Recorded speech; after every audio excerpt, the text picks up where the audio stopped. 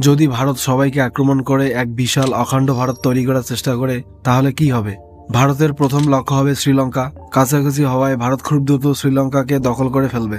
এরপর পালা পাকিস্তানের। পাকিস্তান একের পর এক যুদ্ধে হেরে যেতে থাকলে তারা শেষ চেষ্টা হিসেবে ভারতের ওপর পারমাণবিক বোমা ফেলবে। কিন্তু ভারতের অভিযান তাতেও থামবে না। ভারত পুরো পাকিস্তান দখল করে নেবে। এবার চ্যালেঞ্জিং আফগানিস্তান। পাহাড়ি অঞ্চল যুদ্ধকে কঠিন করে তুলবে, কিন্তু ভারত শক্তি নিয়ে এগিয়ে যাবে এবং শেষ পর্যন্ত আফগানিস্তানও দখল করে ফেলবে। এরপর ভারত নেপাল আর ভুটানকে নিজেদের সঙ্গে যোগ দিতে বলবে। সামরিক চাপে পড়ে তারা না বলতে পারবে না। বাংলাদেশ। চারিদিক থেকে ঘিরে থাকা বাংলাদেশের পক্ষে প্রতিরোধ করা প্রায় অসম্ভব হয়ে যাবে। অল্প সময়ের মধ্যে বাংলাদেশ ভারতের অংশ হয়ে যাবে। এরপর ভারতীয় সেনাবাহিনী এগিয়ে যাবে মায়ানমারের দিকে। যদিও ঘন জঙ্গল তাদের গতি কমিয়ে দেবে, কিন্তু শেষমেশ ভারত জয়লাভ করবে। এখন বাকি থাকলো তিব্বত, যা চীনের অংশ।